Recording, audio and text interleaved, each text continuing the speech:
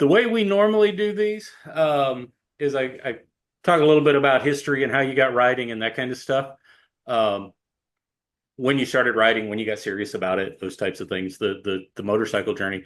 But I wanted to start a little differently because I Okay. think you and I have met at a couple of rallies, probably for 2 minutes at a time. But then you had your shoulder surgery and I had my first wrist surgery within like a week, and through social media we are bouncing things back and forth. The So the misery loves company. absolutely. But I noticed yesterday that it looks like the flight ticket is coming back. You were on the Heck, bike. yep. The picture of the bike in front of the airplane. I mean, you can't beat that. So how are you doing with the shoulder and all of that stuff? Uh, Doing pretty good. I'm told I'm where I should be. And as somebody who has always tried to be an overachiever, that's a little tough for me to hear. It feels like a failure. Hmm.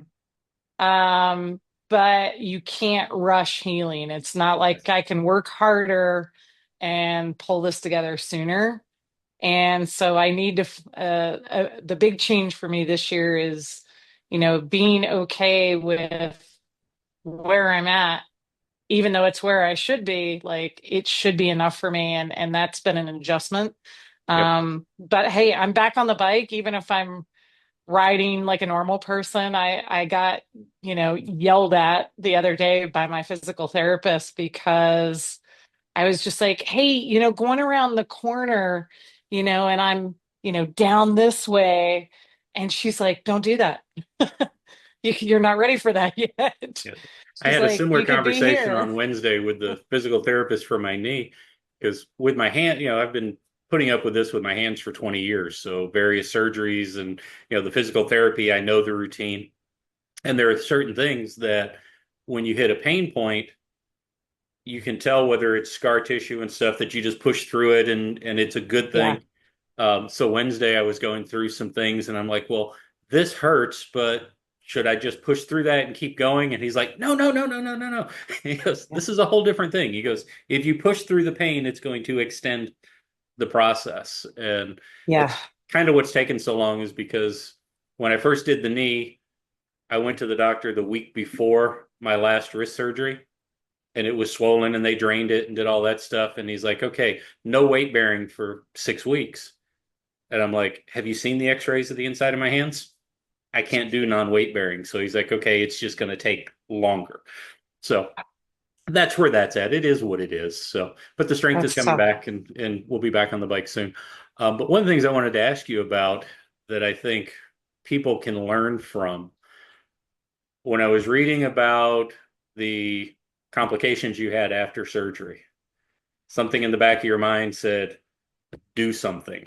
Something's not right. Can you kind of walk through that and what should people be looking for? What did the doctors say that, maybe they could have given more information, that type of thing. Yeah, it's funny. I have four brothers and sisters. I'm the last of five, and I'm 10 years after those other four. And I was raised on a farm. And if something hurt, you basically put a butterfly, if you had a cut that required stitches, you'd, clean it off and put a butterfly bandage over it and keep going. I'm not one to go seek out medical attention very easily. Hmm. However, when you went in for the surgery prep, they kind of go through a whole um, checklist of items that here's what you're going to go home with. Here's the meds you're going to have. Here's what we expect the next 3 days, the next 15 days, the next 2 months. And they really kind of run through everything. And the hospital that I went to, which was part of the Colorado University CU sports Hmm. medicine, and they did a really nice job walking me through all those things and the paperwork, and didn't dwell on everything, too long. It wasn't, exhausting, but Right. they also sent you home with a packet of information. And it wasn't until like a day or two after surgery that I opened that thing back up and went, okay, what did they say again? And Right. start reading through it when your brain starts working again. Once the fog And is lifted. right. I don't know that that's happened yet, but still waiting my way through the fog. But one of the things in there was to be on the lookout for blood clots. And I think this paperwork was really meant for anybody that was undergoing orthopedic surgery. Hmm. Because in hindsight, um, the blood clots in the leg are more of a result of knee surgeries or things that are in the lower extremities. And those are the ones that can certainly cause the biggest issue with a pulmonary embolism and whatnot. But it was generic paperwork. They sent me home, and in hindsight, thank God they did, because I had a shoulder surgery, and day 15 after the surgery, um, I had gone to, I did a couple things. Oh, I went to a dentist appointment. I had my teeth cleaned that morning. I remember like there was no issues. I didn't have any medication, nothing like that. It was just normal teeth cleaning. Went to work that day. That evening, I went to an appointment with my spouse. And as we climbed into the vehicle, I was like, um, gosh, I got this like Charlie horse feeling thing. Hmm. And he's like, oh, really? And I was like, yeah. So I hop in the truck and I'm like rubbing my calf. And anyways, we go to this appointment. Probably, I was preoccupied. I didn't think about it much in the appointment. But at the end of the appointment, I was getting back in the vehicle and I was like, man, that Charlie horse is still there. And he's like, really? And he's like, I wonder, like, maybe we should look at that paperwork. They said something about a blood clot. And I was just like, yeah, but I don't know. It just feels like a Charlie horse to me. Like maybe, sitting around too much. So we come home and we end up going to bed.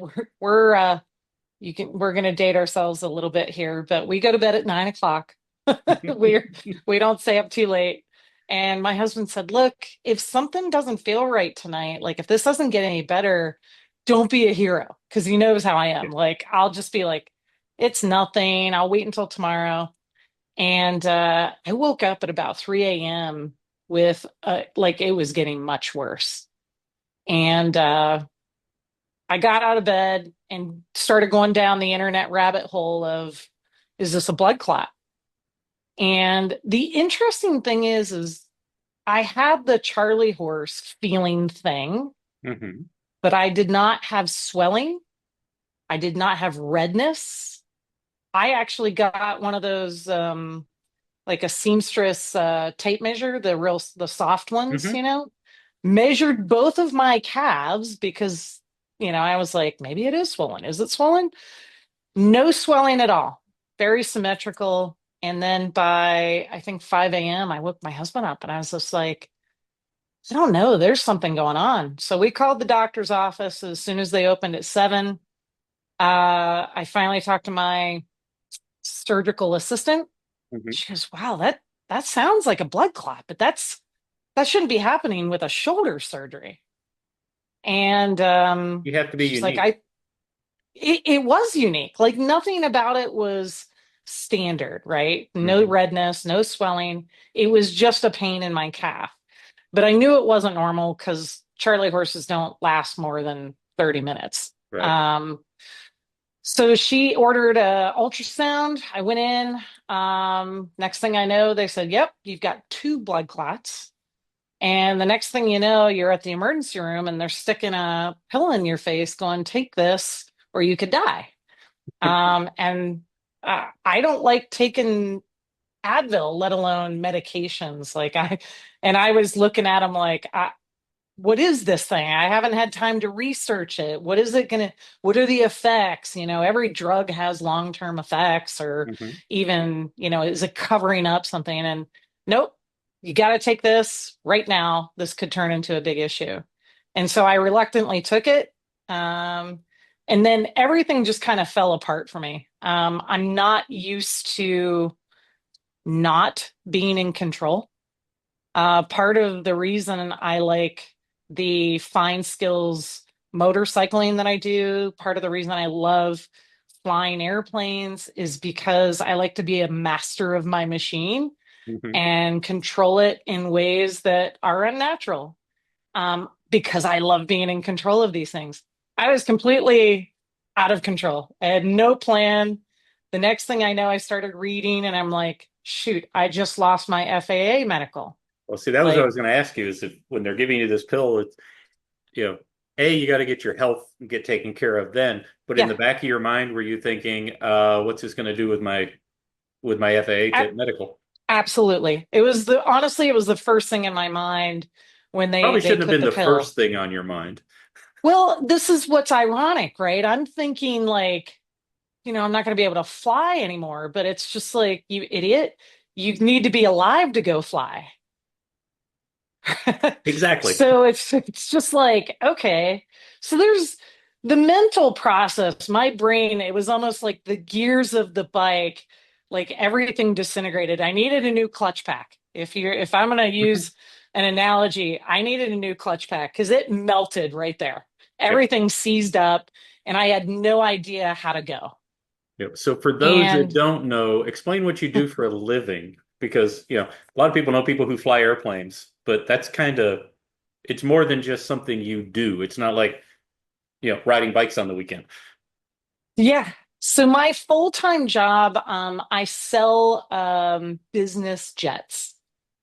And part of that job is, being a pilot, I am able to, in some of the smaller airplanes, I can fly in the right seat. And Hmm. most of the bigger airplanes that I sell, they require what's called a type certificate. Hmm. So if you have like a Honda Civic, and a Jeep Wrangler, like you have to go to school for 2 weeks for the Jeep Wrangler and you can't fly Yep. the Civic. So I don't have a type rating in the bigger jets, which is where they're required. But in some of the smaller airplanes, I can fly right seat, and that helps me. I'm more knowledgeable as a salesperson, but I buy and sell airplanes. I fly all over the country, and that is what I do for a living. And I love that job, but more importantly, I love the flying aspect of it, and I love the pilots that I come in contact with. And it's just one of those industries, very much like motorcycling, where there's a lot of passionate people in this Right. industry. And so I've been flying since 1994. I soloed my first time when I was 16, and that was in 93. So I'll let you guys do all the math. Did you solo it at I 16 soloed or at 15? 16, and let's just say it was a while before you did. Okay. But All but right, I we'll didn't leave it I at didn't that. continue. Nobody do math. Whoever's watching, Yeah. nobody do math. We're I very I young. soloed in 83. Oh, okay. Yeah. So we're talking about 10 years difference here. Yeah. So, yeah, it's just something that I was so fortunate to have found early on when I was trying to figure out what I wanted to be when I grow up and go to college for and everything. And so I've kind of gone through. I'm now a commercially rated multi-engine pilot. And happy to report, I don't know if I'm skipping ahead to the end, but as of yesterday, after going through all the things, replacing my clutch pack, my brain started to work again. I figured out a heading, started going that way. And yesterday, I was issued a second class medical certificate.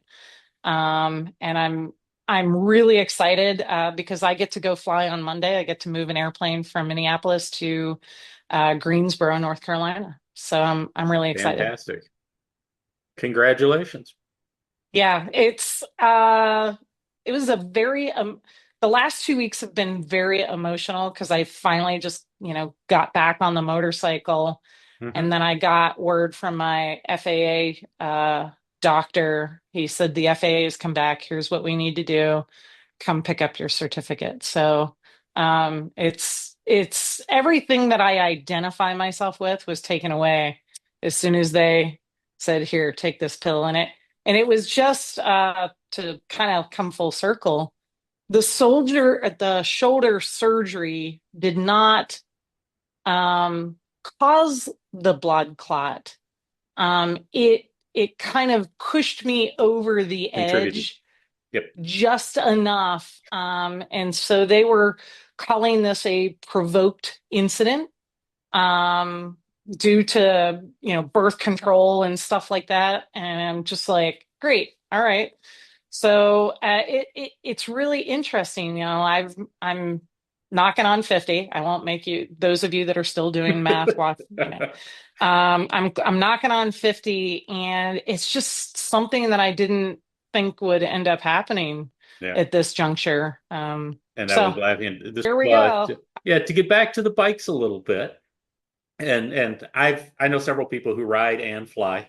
I sent you Dale Van Dellen's phone number. Yeah. Dale owned a company for 30 years and flew left seat in his own King Air, um, the big stretch version of the King Air for years. And when he sold the company and retired, he's like, I want to sit in the back and enjoy the ride. So you saw the picture of what replaced the King Air. Yeah. He's enjoying life. But how did you get, so if you sold it at 16, when did the motorcycle start?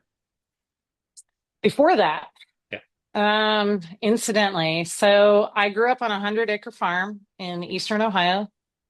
And, being around boys on a farm like that, typically there's going to be dirt bikes involved. And Mhm.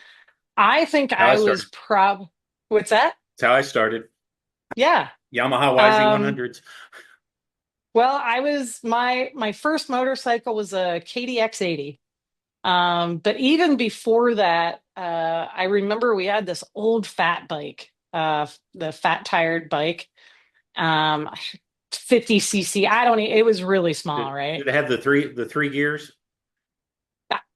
If it had three gears, I didn't know about Okay. it. Because the reality is, I think I was probably like six. Yep. And I remember my dad putting a full face helmet on me that was probably, five sizes too big for me. I looked like a bobblehead. I remember it was a red helmet. And I straps it down, and he walked me through like, okay, here's the throttle, here's what you want to do, here's the clutch, and apparently I missed the part where he said let the clutch out slowly, or he never said it. I don't know which. But I remember him backing away and him saying go ahead and go. And I apparently popped that clutch. And my first time on a motorcycle was wheeling because the front end came up, and I remember running behind it with him chasing me. And that was all I remember because I was so young, probably eyes, wide open It's like funny that. you say that because I started out on the mini bike with the pull string Briggs and Stratton, motor in it. Yeah. But my first motorcycle was the Yamaha YZ.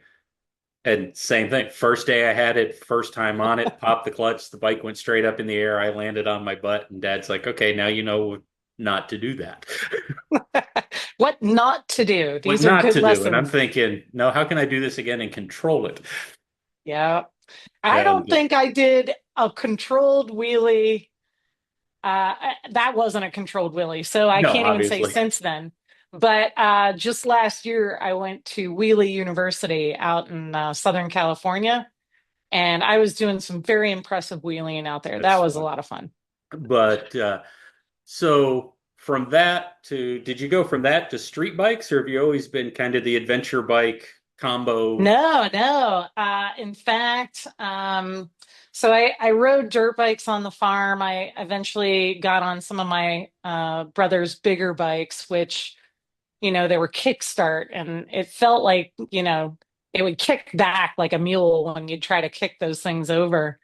So I rode those a little bit, not a ton, but had some farm riding there. And then when I went away to college, I had access to a CBR 600 that I would ride occasionally, and I was terrible. I was terrible on that bike. I had no business being on it.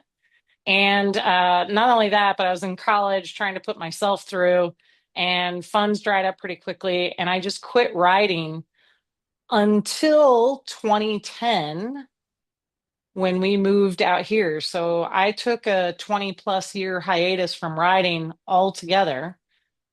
and we moved out here. My husband and I met in 99 at a company called NetJets in Columbus, Ohio.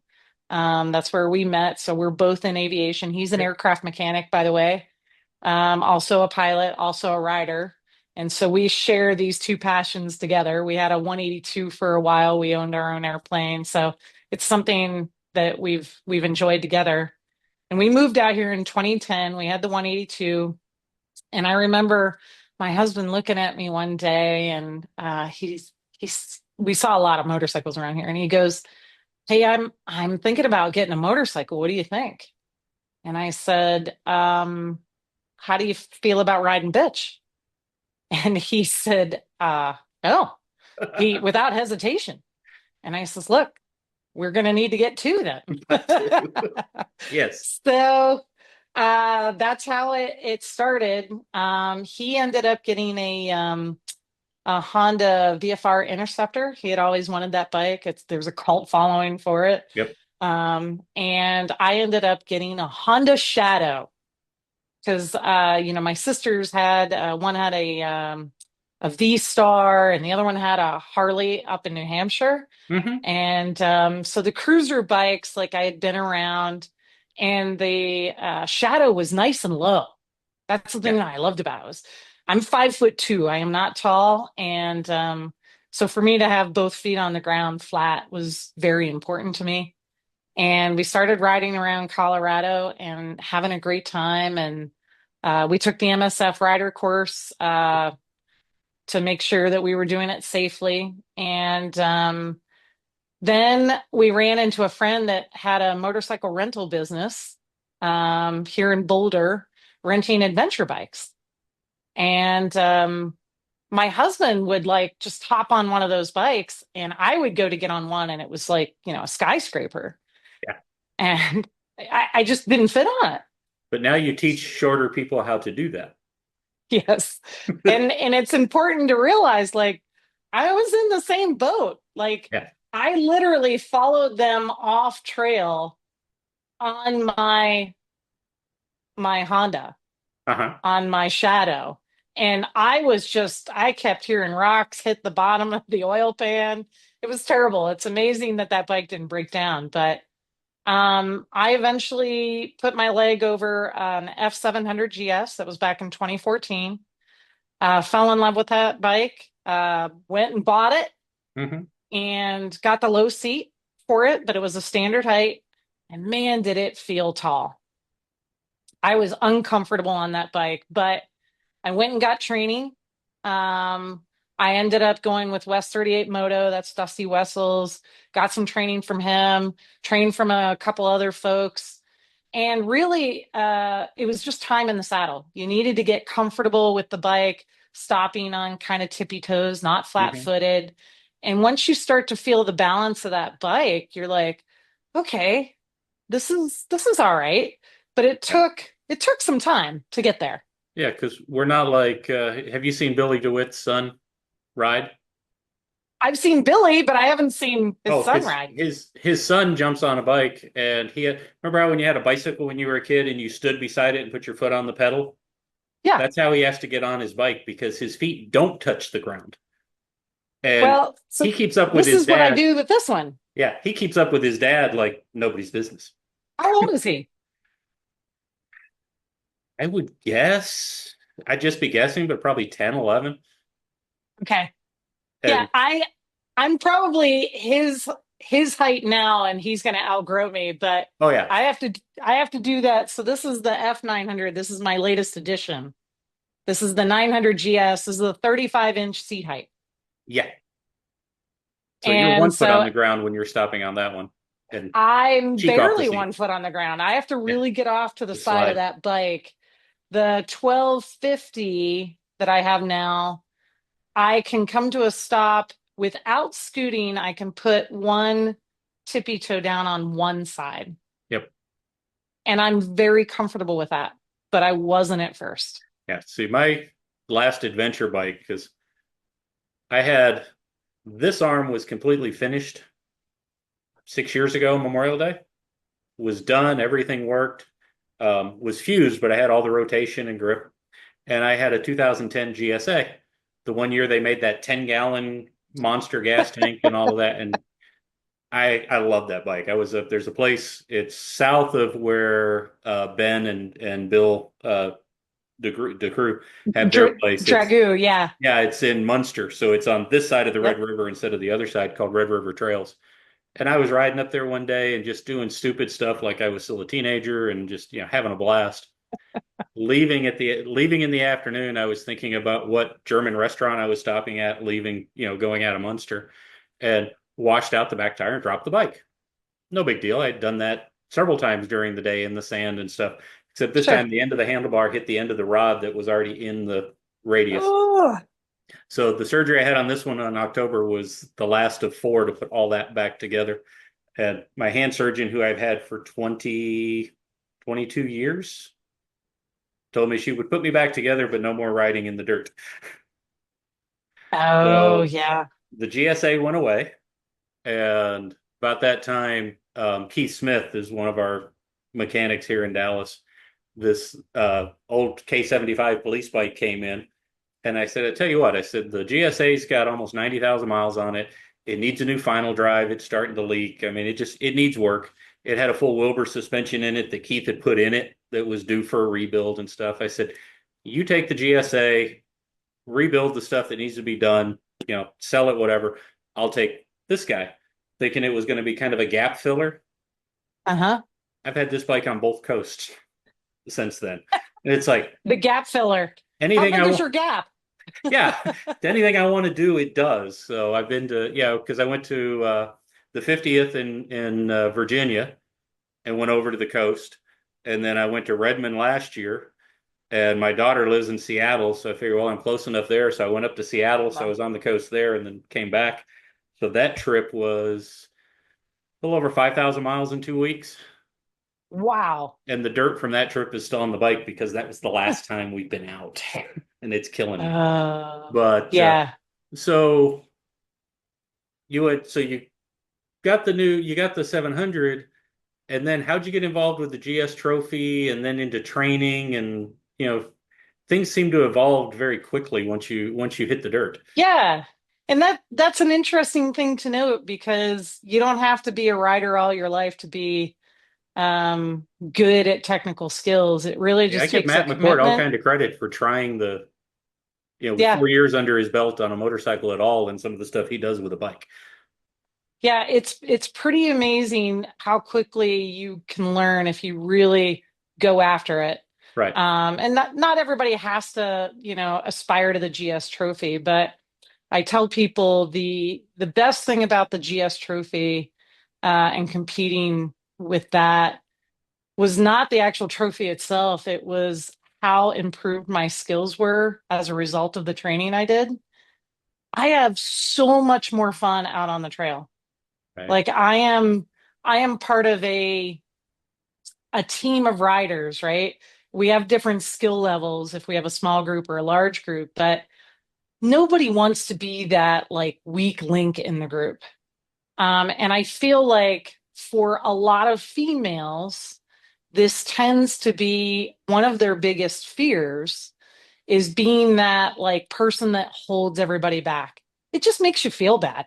Mhm. It's not like you're doing it on purpose, right? But so my point in bringing this up is I am now one of the stronger riders in a group setting, and that's really enjoyable for me because now I have the skills also to help give them the tips and tricks that they need, the right skills to go enjoy riding so much more like I found. So to answer your question, the 700, I had that bike for 3 years, I think. And during that time, I would go out, my friend with the adventure motor bike rental out of Boulder, we would go hang out with him and we would try some stupid things. Like That's the funnest that's part. just yeah, we would go camp out and do the Moose Run Rally. And, it was funny. They did these morning briefings. It was like, okay, the A group is like meant for light dirt bikes. This is where you should go. The B group light dirt bikes, uh, some adventure bikes, but you're probably going to break some stuff. Right. And then the C group was like the adventure bikes, think, dirt roads or gravel Gravel roads. And roads. I got talked into doing B. Right. And lo and behold, I got myself into some situations and I'm like, this is stupid. Like single track, uphills, you can't turn around once you get on it. It's not Right. wide enough. And I remember popping out of the woods to one of the first like lunch stops or breaks or something like that. It was a lot of people. And we had taken a break in the woods at some point because I was overheating. I had Gore-Tex gear on. I wasn't outfitted correctly. It was 90 degrees out. But I popped out of the woods as part of my small group, and I could hear this small group of women in the distance, like hooting and hollering and cheering. And I'm like, what is going on? What's they cheering? What are they cheering about? And as I'm riding past, I see their heads follow me. And I'm like, what? What did I do? And I ended up parking the bike, and it was actually Pat Jakes, ADV woman. She comes over to me and she was like, that's totally badass. You're on an adventure bike on a single track. Meanwhile, I'm going, yeah, that's pretty stupid. But Don't she ask me how I thought, got here. right. Right. And she thought that was really cool. And she tapped me at that point. She says, I do adventure riding training. I'd love to work with you. And she tapped me. I ended up spending some time with her and getting some training one on one. And she made me one of her coaches for the ADV rally that she started back in 2015. Hmm. And I was just like, I was thinking, like, I have no credentials. Like, I have no business teaching anybody. But she had taught me, she had ridden motocross for years and Right. she was a very good coach. But I decided, like, I want to be legit because I think about flight instruction. So I go back to my pilot background and I'm like, I'm not going to hop in a plane with just anybody. Even not for flight instruction. I'm just not going to hop in a plane unless I know that you're not an idiot pilot, which there's a lot of them out there. So it was the same thing, and I view motorcycle riding kind of the same way. So I went and got my MSF rider coach certification. I started teaching BRCs, and then I got my advanced course ratings and whatnot. So I taught BRCs, BRC2s, the advanced rider courses for MSF for a few years here in Denver. Right. And that laid the foundation for teaching. Well, you've got some classes coming up, what, in April? Yeah, I've got April, May, and July for the level one adventure classes. The shoulder going to be ready? And what's that? Is the shoulder going to be ready in a month? We're gonna find out. I'm not gonna tell my physical therapist, but I am getting stronger every day. I think by April, and April is just the 1 day refresher clinic. Right. The good news is my husband, who's the quiet one in our family, so you never hear about Shannon Spangler, but Shannon he's super supportive. And if I can't do a bike pickup clinic or if I can't do the demonstrations at this class, he'll actually do those for me. He's also an Yep. MSF rider coach. Good deal. Yeah. So where do So you one way or another, we'll be ready.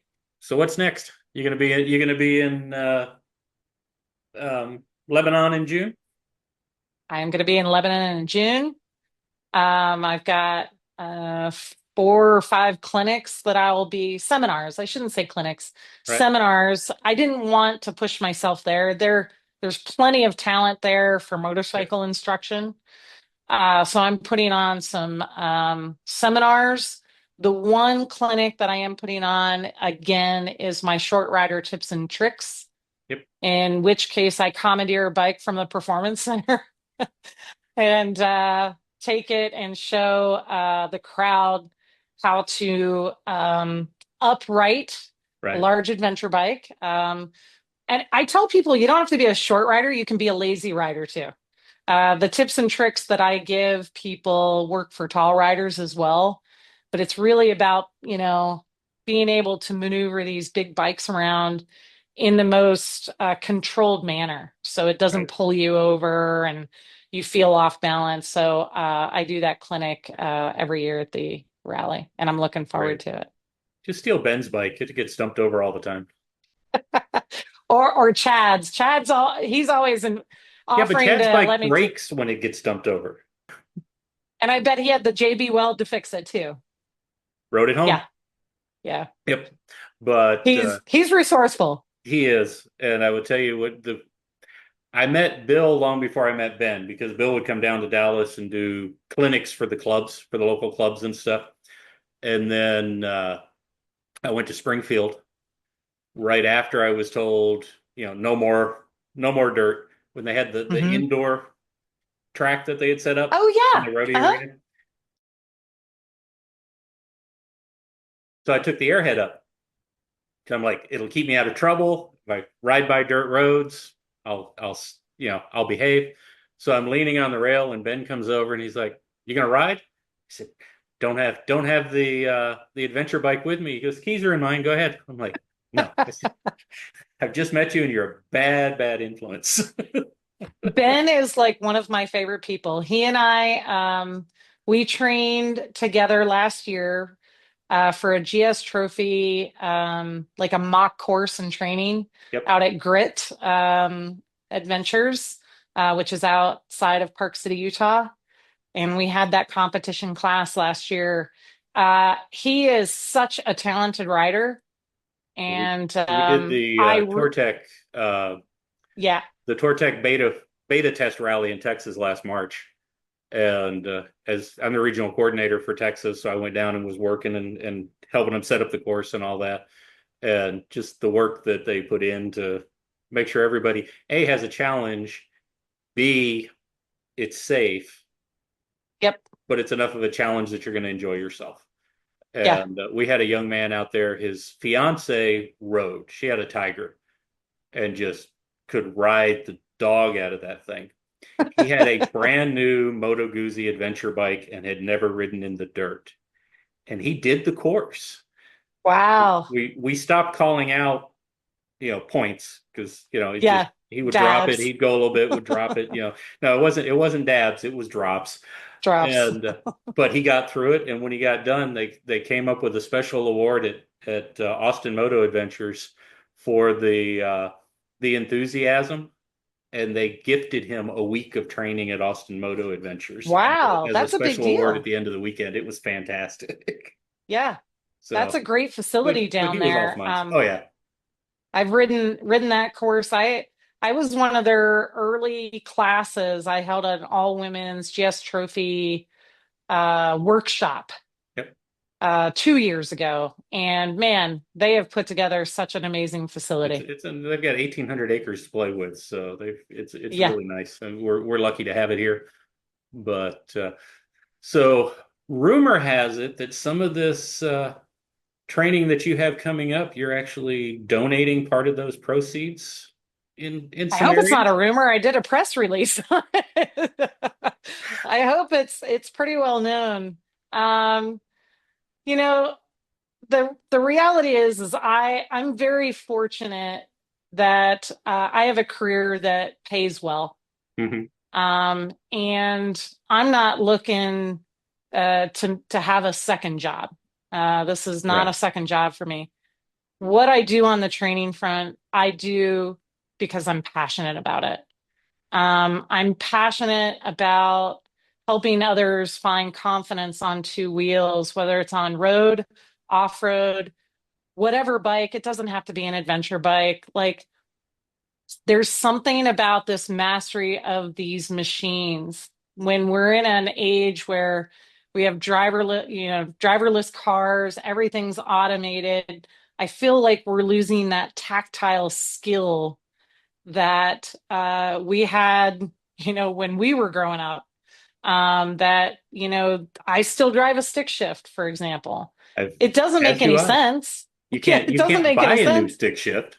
Yeah, Yeah, I've but got a I 2001 enjoy it. Camaro with a 6 speed that my knee hates, but I love. Right. And Yeah. I couldn't put my Jeep in reverse. Hell, I couldn't even use it for several months, but um this skill, Hmm. the more we automate things, the less skills we have, the tactile skills.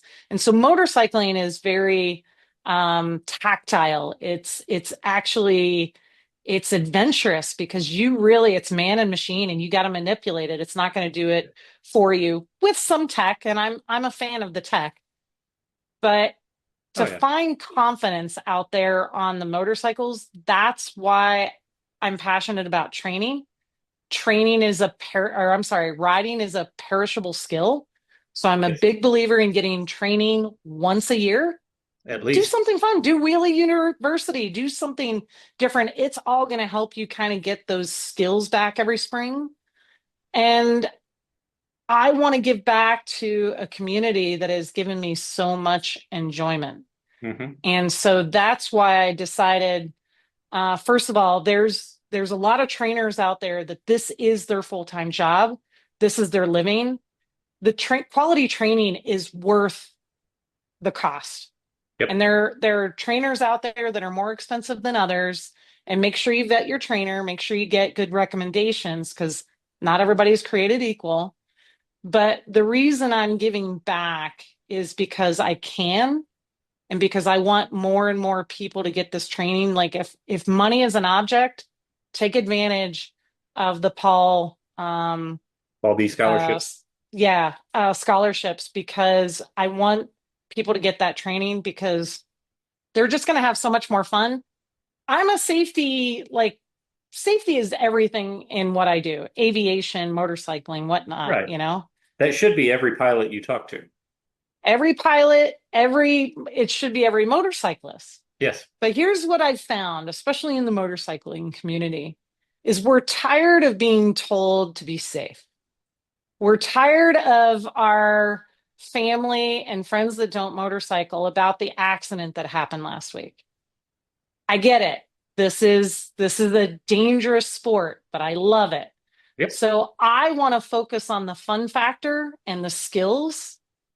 And by virtue of increasing that skill level and situational awareness, you will become a safer rider. Thank you so much for doing this. I think it's going to Yeah. be great.